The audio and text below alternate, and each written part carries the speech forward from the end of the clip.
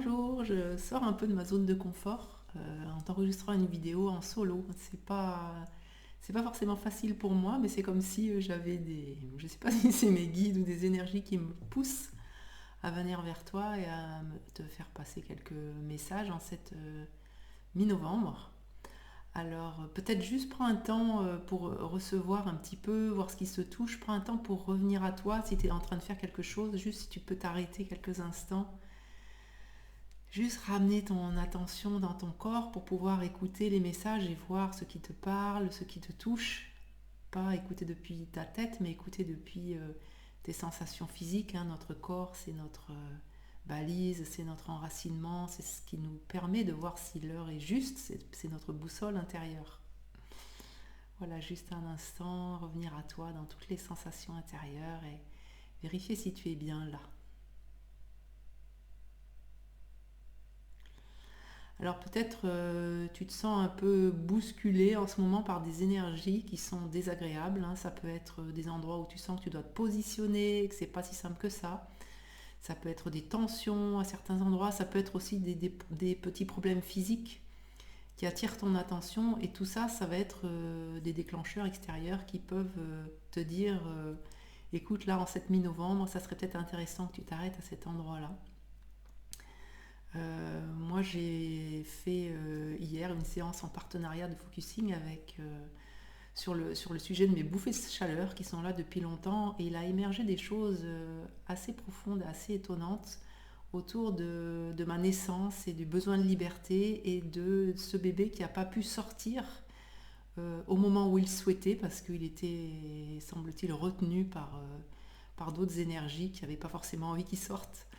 Et ça m'a vraiment amené à voir, et je pense que c'est ça, pourquoi est-ce que je raconte ça, parce que j'ai l'impression que dans cette période-là de mi-novembre, on arrive à la fin de l'année où on boucle un certain nombre de choses et de dossiers, même si on chemine depuis super longtemps, il y a des grosses choses qui sortent, et ça amène à voir peut-être des choses qui sont cruciales dans nos cheminements.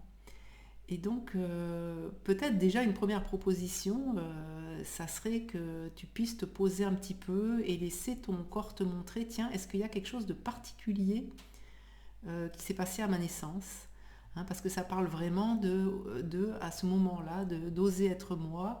Hein. Normalement, c'est le bébé qui décide à quel moment il sort, et c'est vrai que moi, mes trois enfants, ils ont été déclenchés.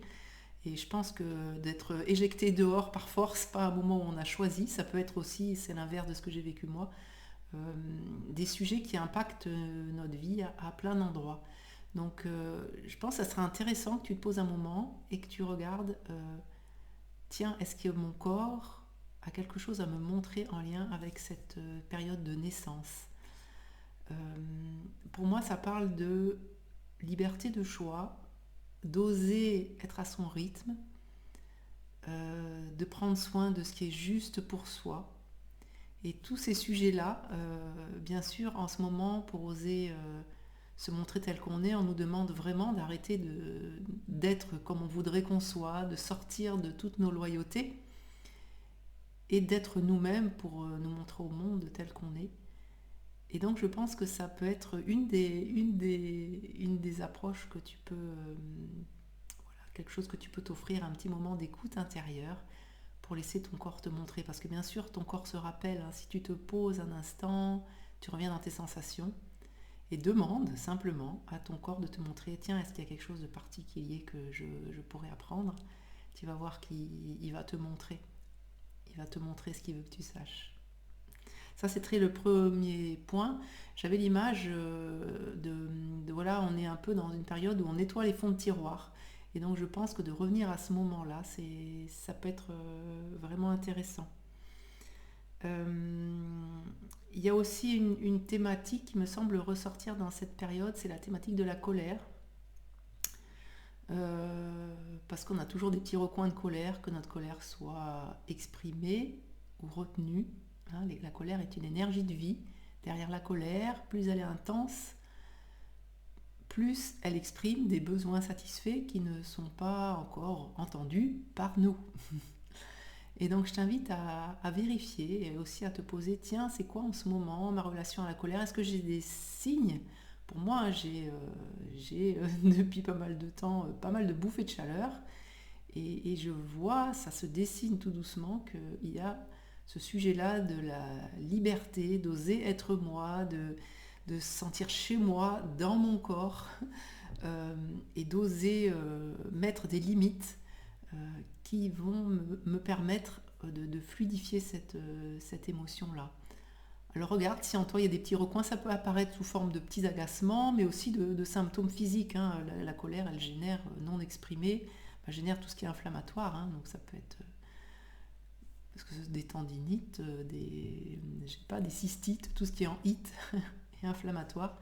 Donc je t'invite aussi, si ce sujet te parle, à te poser un instant et à laisser ton corps te montrer, tiens, est-ce que quelque chose n'a pas pu être entendu, qui a besoin vraiment de s'exprimer. Et bien sûr, qui doit l'entendre, c'est nous.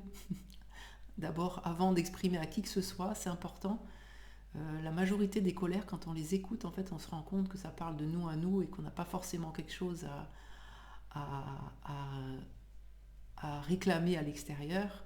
Par contre, ça peut être intéressant quand on écoute de voir justement les endroits où peut-être on n'a pas osé être soi. Peut-être on n'a pas mis de limite, on ne s'est pas positionné clairement. Voilà, peut-être on a des élans qui sont là et qui sont refoulés par bah, ça se fait pas, voilà, ça se fait pas, ou oh là là, qu'est-ce qui va arriver si tu fais ça, ou si tu te positionnes comme ça ou comme ça. Donc ça, c'est le deuxième thème qui pour moi est assez présent dans cette période.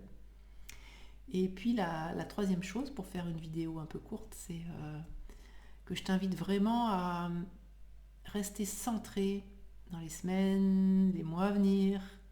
Probablement que les choses vont s'intensifier, que les désagréments extérieurs, ça ne va pas s'arranger tout de suite, il va falloir encore être patient, patiente. Et donc, pour moi, une des clés, c'est de rester centré sur ce qui fonctionne, d'être attentif, attentive là où tu mets ton regard, de ne pas aller regarder et creuser les endroits où tu ne peux rien faire, où tu ne peux pas agir. Il y a plein de choses dans le monde, on n'a pas les moyens. Soit on agit, soit on met de côté pour ne pas se laisser entraîner par ces énergies qui sont complexes, difficiles, désagréables et drainantes. Et vraiment parce que pour moi, le message que je souhaite porter au travers de tous les accompagnements que je fais, c'est quand tu fais la paix avec toi-même, avec tous ces jugements, avec toutes ces critiques intérieures, et bien quelque part, on va pouvoir rayonner la paix autour de nous. Et c'est ça dont le monde a besoin. Voilà, alors si cette vidéo te touche, te parle, ben, abonne-toi à ma chaîne, mais aussi transfère-la à d'autres. Comme ça, je verrai que si ça bouge, ben, peut-être je continuerai à oser sortir de ma zone de confort et puis faire des petits messages de ce que je ressens et de ce qui me guide par rapport à la période. Voilà, et tu peux aller visiter mon site Coralie, coralie-ram.com, que ce soit pour des contacts avec des âmes défuntes ou des passages d'âmes, pour ce soit des accompagnements individuels, des harmonisations de lieux, mais aussi prochain stage pour les femmes au printemps 2025. Voilà, au plaisir, n'hésite pas à laisser des commentaires.